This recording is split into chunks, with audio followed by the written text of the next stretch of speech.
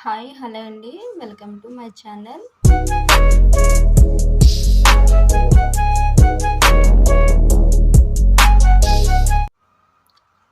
మనం బూరెలు ఎలా చేసుకోవాలో నేను ఇప్పుడు వీడియోలు చూపిస్తానండి.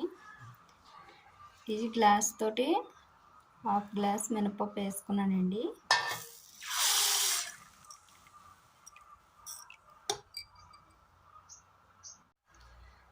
ఈ గ్లాస్తో ఎంతైతే మినపప్పు తీసుకున్నామో హాఫ్ తీసుకున్నాం కదండి మినపప్పు, సేమ్ అంతే 2 హాఫ్లు బియ్యం పోసుకోవాలండి. దీంట్లో చూడండి, ఈ విధంగా 2 హాఫ్లు గ్లాసులు బియ్యం పోసుకోవాలండి. 2 గ్లాసులు బియ్యం. ఇది ఒక 2 గంటలు నానబెట్టుకోవాలండి, పక్కన పెట్టుకోవాలి. ఏ గ్లాస్తో అయితే హాఫ్ మనం తీసుకున్నామండి పప్పు బియ్యం కూడా సేమ్ అదేలాగా పచ్చెనగపప్పును కూడా నానబెట్టుకోవాలండి. ఇలా వాటర్లో ఒక 2 గంటల పాటు నానబెట్టుకోవాలండి.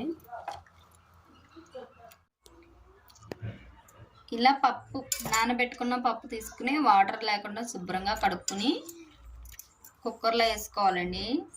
వేసుకున్న తర్వాత ఇదే గ్లాస్తో ఒక 2 గ్లాసుల వాటర్ వేసుకుని ఒక 2 విజిల్లు వచ్చేదాకా ఉడకపెట్టుకోవాలండి. ముందుగా నానబెట్టుకున్న పప్పు బియ్యం కలిపి శుభ్రంగా కడుక్కుని వాటర్ లేకుండా మిక్సీ గిన్నెలో వేసుకుని గ్రైండ్ చేసుకోవాలండి.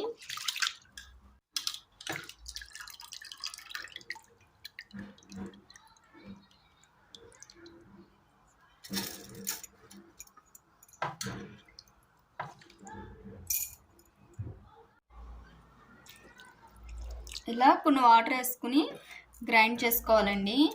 చూస్తారు కదండి, ఇలా రుబ్బుకోవాలి. చూడండి, ఇలా పడాలండి రుబ్బు అన్నదే.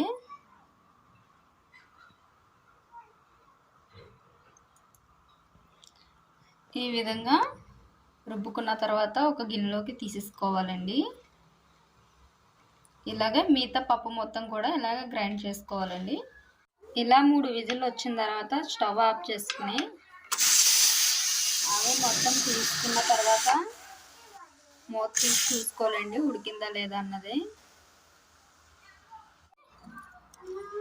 ఇలాగా ఉడికితే చాలండి. శుభ్రంగా ఈ వాటర్ లేకుండా ఒక జాలి గరిటెతోటి పప్పు మొత్తం తీసేసుకోండి. మొత్తం వాటర్ మొత్తం పోయేలా వాటర్ మొత్తం పోయేదాకా ఉంచాలండి. ఇలా మొత్తం వాటర్ లేకుండా తీసేసుకోవాలండి. పప్పు మొత్తం సపరేట్ చేసేయాలి వాటర్ లేకుండా. దీన్ని ఇలా పక్కన పెట్టేసి మనం బెల్లం ప్రిపేర్ చేసుకోవచ్చండి. మనకి బూరెలు కావాల్సిన ఐటమ్స్ అండి. ముందుగా నానబెట్టుకున్న మినపప్పు బియ్యం కలిపి అలా రుబ్బు చేసుకుని పెట్టుకున్నానండి. ఉడకపెట్టుకున్న పచ్చెనగపప్పు, ఏ గ్లాస్తో అయితే బియ్యం పప్పు తీసుకున్నామో అదే గ్లాస్తో బెల్లం తురుముకుని పక్కన పెట్టుకున్నానండి. పాకం రెడీ చేసుకోవడానికి నేను ముందుగా తురుము పెట్టుకున్న బెల్లాన్ని మొత్తం దీంట్లో వేసుకున్నానండి. ఇలా కొద్దిగా వాటర్ వేసుకుని కరిగేదాకా ఉంచుకుంటే చాలండి. ఇది కరిగిన తర్వాత మనం ఉడకపెట్టుకున్న పప్పు ఉంది కదండి, అది దీంట్లో వేసుకుని మిక్స్ చేసుకోవాలి. చూడండి, ఈ విధంగా ఇలా కరిగిన తర్వాత కొద్దిగా పాకం సపరేట్ తీసుకుని రుబ్బులో వేసుకోవాలండి. ఇలా మరిగించుకుని కొద్దిగా పాకం అలా వేసుకుని రుబ్బు మొత్తం కలిసేలా కలుపుకోవాలండి. ఇలా మనం ముందుగా ఉడకపెట్టుకున్న పప్పు ఉంది కదా, అది దీంట్లో వేసేసుకుని మొత్తం శుభ్రంగా దగ్గరికి అయ్యే కొద్ది దగ్గరికి అయ్యేదాకా ఉంచుకుని ఇలా మెదుపుకుంటూ దగ్గరికి అయ్యేదాకా ఉంచుకోవాలండి. మీకు లాలిక్కాయలు వేసుకోవాలనిపిస్తే వేసుకోవచ్చండి. లాలిక్కాయలు వేసుకుంటే ఫ్లేవర్ చాలా బాగుంటుందండి. ఈ విధంగా ఒక 5 నిమిషాలు ఉంచితే ఇలా అయిపోద్దండి.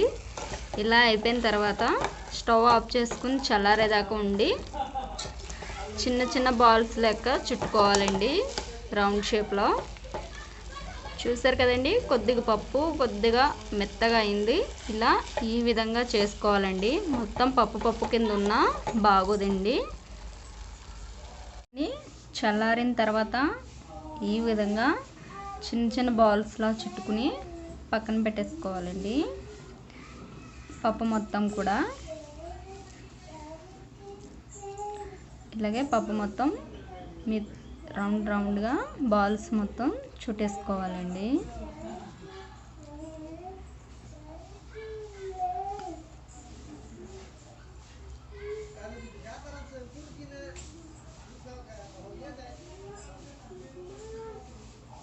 ఈ విధంగా చిన్న చిన్న బాల్స్ మొత్తం చుట్టేసుకోవాలండి.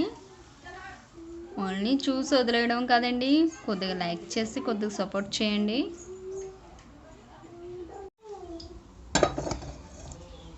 స్టవ్ వెలిగించుకుని ఇలా ప్యాన్ పెట్టుకోవాలండి. నేను శుభ్రంగా కడుక్కొని పెట్టుకోవాలి. ఇలా ఆయిల్ పోసుకోవాలండి. శుభ్రంగా